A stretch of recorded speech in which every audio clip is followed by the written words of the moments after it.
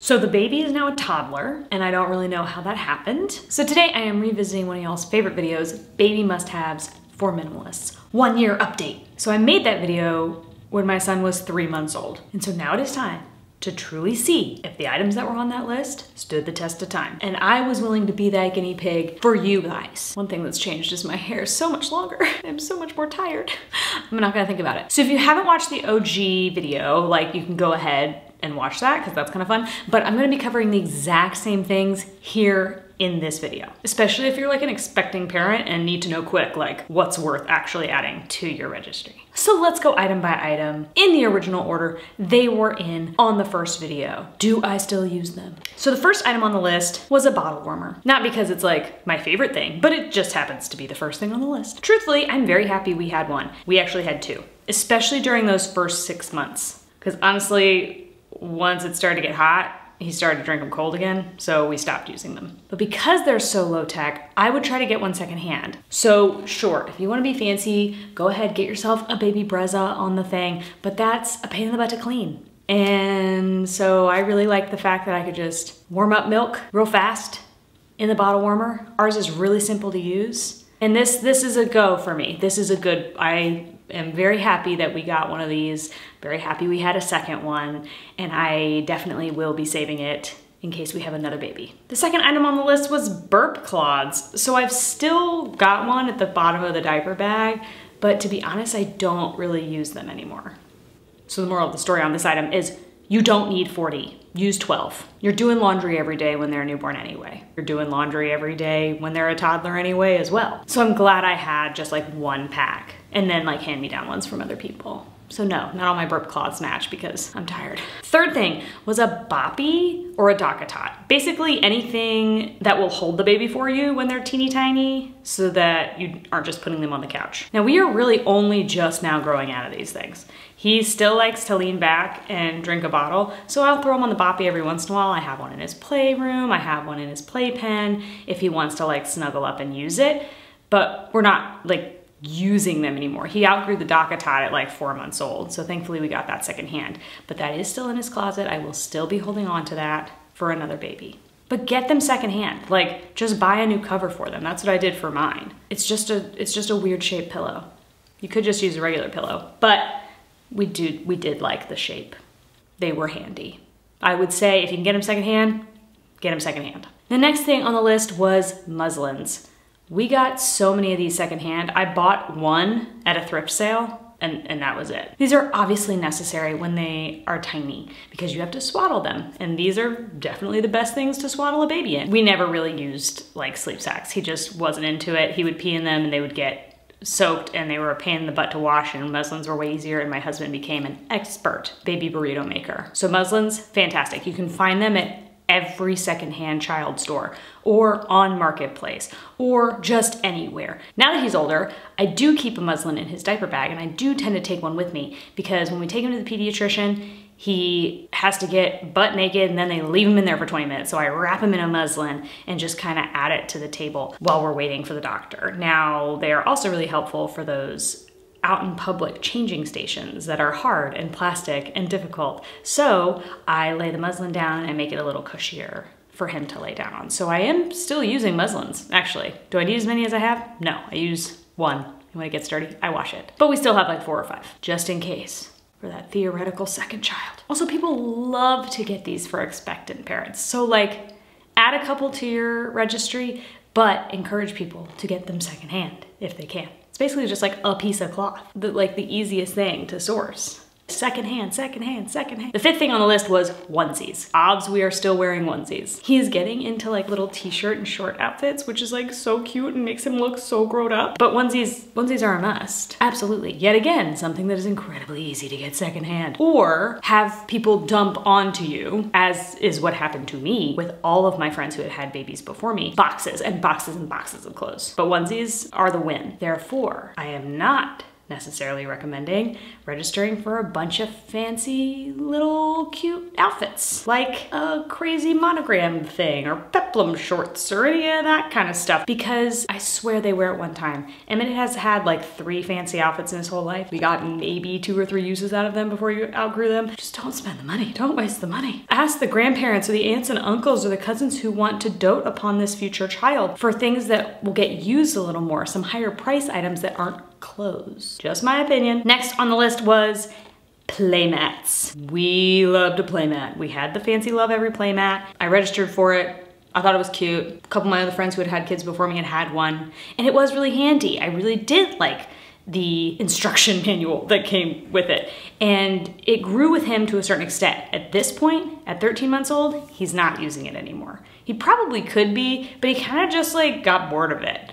Once he was able to like crawl around and get to all the rest of the crap in our house, that was his jam. So at 13 months, we were using a play pen. This thing is ginormous. It was gifted to me, and I cannot tell you how thankful I am that this was given to me, because it is the perfect place to put him in the morning so that I can shower or make his breakfast. I know that he's safe. It's got enough room for all his toys. It's got enough room for him to move around. I didn't even know that I needed one of these. Like when it was given to me, I was like, oh my gosh, yeah, this will be cool. I had no idea. So personally, if I were you, I'd register for like a cute little playmat. You don't need to get the Love Every one. There are so many cheaper options that do the exact same thing. But then maybe register for like a playpen, because I would be lost without it. The next item was a bouncer or a swing. So we used a bouncer. We were given a swing, but he didn't really like it, so I did end up selling that to Once Upon a Child. He just outgrew it so fast that I wouldn't recommend buying one new. I would get one secondhand or borrow one from a friend, because it is, yet again, a very handy place to put them so that you can do something for a second and you're not worried about them rolling off of something. And he was entertained by it a decent amount, but it's one of those things that I'm like saving away, and if my parents hadn't bought one for us, I probably wouldn't have bought one at all. And I've always heard that like different kids like different things for no real apparent reason. So like some babies are bouncer babies, some babies are swing babies. I had a bouncer baby. So I don't know how to tell you to prepare for that, other than like don't get one new and with money out of your own pocket, borrow one until you figure out what your kid likes. And if I do have a second kid, I still have the bouncer, but if my kid ends up being a swing kid, there are secondhand swings at all of these kids stores, so I'm not worried about it. Next on the list was hooded towels. This is really the only thing that I would cut from the original list. And that may seem crazy, but here's why. We were given some secondhand, so I didn't spend any money on hooded towels. And yeah, they were really cute and really helpful if you wanted to do like a swaddle bath when they're like really tiny, or when they're really little to keep their head warm. However, we outgrew these really, really quickly. They don't really come in multiple sizes. So we've just been using like a regular towel for months, and I just put it over his head and I just wrap him real tight and I dry him off real quick, and then I get him dressed so that it doesn't get cold. So I would say that like you could probably leave these off your registry. I would maybe get one secondhand, maybe. Also, I think my baby looks much cuter in a regular towel swaddled up than in a hooded towel anyway. Side note, and I said this in the original video, like hooded towels can be important for an itsy bitsy baby because it's really important to keep a baby's head warm when they're tiny. They lose a lot of heat out of the top of their head, and we get worried about babies, especially little teeny babies, getting cold. So pediatricians will recommend these, which is great, and you should definitely keep your baby's head warm, but just be aware that like you can do that with just a regular towel. Okay, next on the list was a baby bathtub. Yes, we needed this, and yes, we used it. We had a plethora of them. Now, at 13 months old, he's just sitting up in the bathtub all by himself. He's fine. So, you know, they have those like angel care ones that are really popular and on like everybody's registry, and those are cool. And we had one of those. We were given it by a friend of ours secondhand. But I got a little bit more use out of this big one that had the angle that allowed me to lay him down, but also had a side to sit him up until he was ready to sit up all by himself in the tub. Now, I did end up getting on Marketplace like one of those little bath seats that suction cupped to the sides of the tub, and that was okay for like a couple of weeks. But then he would try to get out, and I couldn't help him if he wanted to get out. Like it was a little harder to maneuver him if he like fell over, or if he wanted to like climb out, or if his legs would get stuck, I felt like. So we ended up getting rid of that relatively quickly. But I got it secondhand, so I didn't spend a bunch of money. So I would register for a baby bathtub, but I would get one that's got like 2 different sides so that you can get a little more longevity out of it. Okay, so the next item on the list was safety items. So yet again, I am fortunate to have a healthy baby. And I have been fortunate to have a healthy baby. So of course, like, get the safety items that your baby needs. But some of these safety kits are a racket. So here are the things that I like actually use, and that if I were to go back and register for things for like safety purposes, this is what I would put on that list. Are you ready? Get your pen and paper. I absolutely used a bulb syringe. I don't really use it anymore because he doesn't get stuff in his nose, but like if he were to get a really bad cold, we would do a bulb syringe again. But I have one in the diaper bag. I've got one in his safety kit, like bulb syringe. They give you one at the hospital. Baby nail clippers. I just got these from Kroger. They're fine. They're great. I tried the Dremel. It just like tore up his nails because they were so soft. So baby nail clippers. Be brave. You can do it. We also have baby Tylenol, which is a necessary item now that he's teething. Benadryl and an allergy medication because my child inherited my husband's allergies. We also have a humidifier, which has been helpful anytime he's had a cold. We have a little comb as well, but that was just a comb that I've had since I was a kid. I think it was a free Clinique gift in the 90s. But like literally that's it. Those are the safety items. I asked my pediatrician about like teething gel and she was like, I don't think any of them work. So just give him some Tylenol and like, that's it, guys. These kits are just like crazy. I put like regular Band-Aids on him if I need to put a Band-Aid on him. Don't give yourself more tiny pieces of plastic that are a choking risk to your baby in your house to begin with. Stroller fan. What words can I use to properly describe the love I have for my stroller fan? I don't even know. I don't even know if there's a way for me to properly explain to you how much I love my stroller fan. I will be getting a stroller fan for every single person I know who tells me they're pregnant for the rest of my life. Not only did we use it for Emmett when he was born, because he was born in June, and so it was hot. So anytime we took him someplace, I didn't want him to get too hot, so I'd cool him down with the stroller fan. But I also use this for postpartum care. We also are now using it every day of the summer, anytime I go out. Not only do I clip it on the stroller, but like you can clip them on the crib if you need to, but I also clip it on the back of the car seat so that while we're waiting for the car to cool down in the hot summer, I have an all black car, black interior, black car seat. This is probably my actual only must have, besides like a place for it to sleep and diapers of some nature, which like I really didn't think was gonna be the case. Like when I got pregnant, I wasn't like, a stroller fan is gonna be my favorite thing. But here we are. You just don't know. If I've learned anything about parenting, it's that you just don't know what's gonna work and what's gonna stick and what's going to be your favorite thing. So as much as I hate to move on from the stroller fan, we need to continue the list. So the next item on the list was a travel system. I will say that I wish now I had a little pop-up stroller, now that he's a little bit bigger and for like quick in and out shopping trips, because the travel system that we have is just a little too big to take into most stores and navigate easily. And my stroller is fantastic. I would not trade it for the world. Like, still recommend a travel system. But now that he's a little older, we are still using the travel system, but I wish I had something a little bit easier to maneuver for quicker trips. And today I had to order a new car seat already. So most travel systems come with some sort of car seat that hooks into your car, but also hooks into a set of wheels to make it a stroller. That has been 100% necessary, especially when I'm taking the baby to the doctor by myself, or if we're going around places, especially when he was really, really little. But now that he's outgrown the infant car seat, we had to get a new car seat. And so now I'm stuck with this car seat in this base that I'm either gonna have to just save until it expires or recycle at Target, because Target has a really fantastic car seat recycling program. If you didn't know, they do it twice a year and you get like discounts on stuff in the store. I digress. So my recommendation would be absolutely order a travel system for certain. Put it on your registry. See if anybody will give it to you. Usually this is gonna be a big ticket item. Maybe the grandparents pitch in and we get that. I would also recommend adding to your registry an all-in-one car seat, because I have now discovered after researching all of these car seats to make sure that I get more of my money's worth out of this next one, they usually go from 5 to 100 pounds. I mean, 5 to 100 pounds. That's years and years and years and years. These also usually have a longer lifespan, so they can be within warranty for like 10 years as opposed to the 5 that a lot of these infant car seats have on their warranties. All of the regular brands make an all-in-one or a convertible car seat that goes rear facing, it goes forward facing, some of them become booster seats. They are at a wild price variety. So find what works best for you and your registry and your family. And they're not cheap, which is why I'm recommending you add it to your registry from the get-go. So just to review, travel system, so that it's easy to go in and out, but also a convertible car seat, so that once they outgrow that infant car seat, you still have a car seat and you're not out a bunch of money in like a year. And also an umbrella stroller. Those are the 3 things that a year in I would recommend for moving your baby from point A to point B that you might want to consider registering for. Because they're big ticket items, and when they come up, they're kind of expensive. So basically, I'll have a car seat, an infant car seat, and then I'll have the toddler car seat. So if we do have another kid, I might get a couple of months use out of the infant car seat. Hopefully it all works out.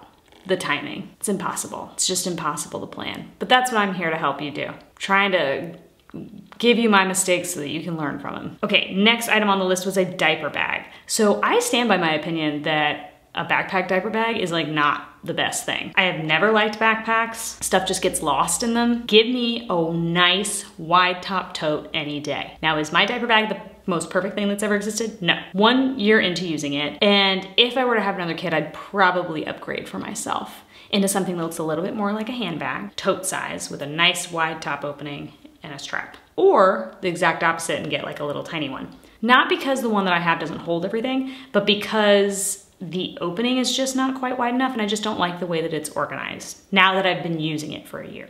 It holds everything just like a little too tightly, I guess.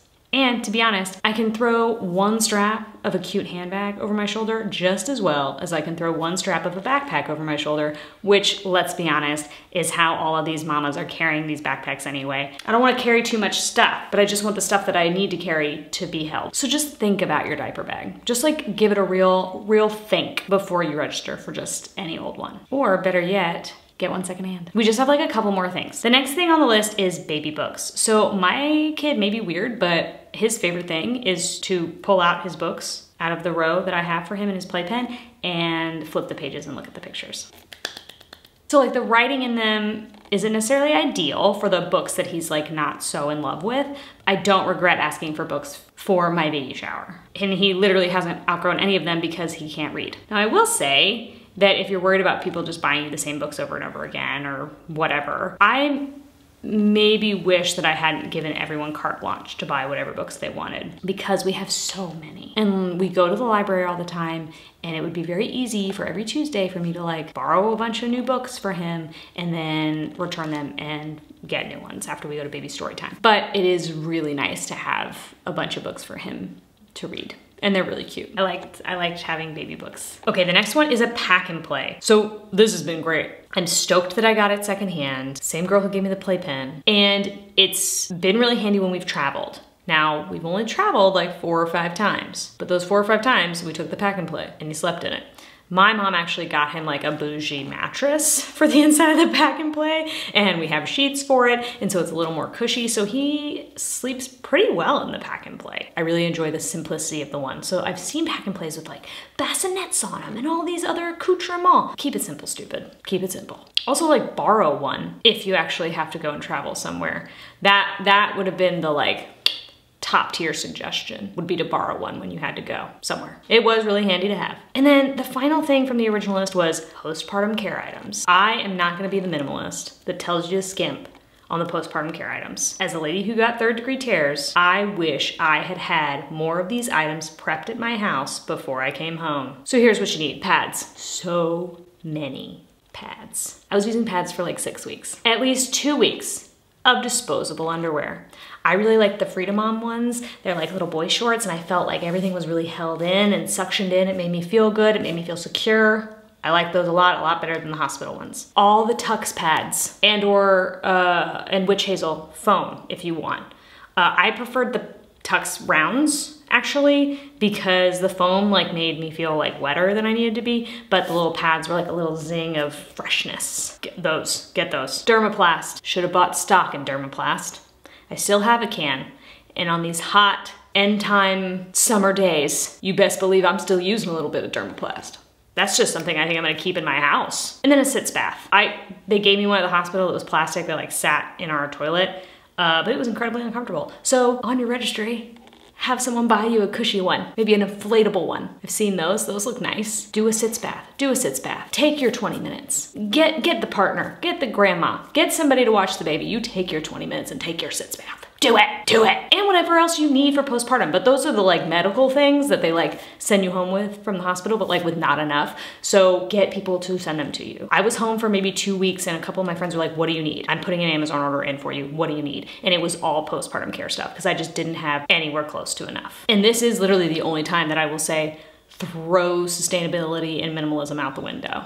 You take care of you. The more prepped you are and the less stressed and more comfortable you are, the faster you will heal. And I truly believe that. And I believe that I did everything within my power to deny myself the things that I needed, and it drew out my healing process. So feel better faster, give yourself the things that you need. So I hope that was helpful. It was really fun to like revisit these things that I was talking about a year ago and to see if I was still actually using them now. So I hope this helps you. Send to a friend who's trying to get their registry together. Okay, thanks for watching. I'll see you in the next one. Bye.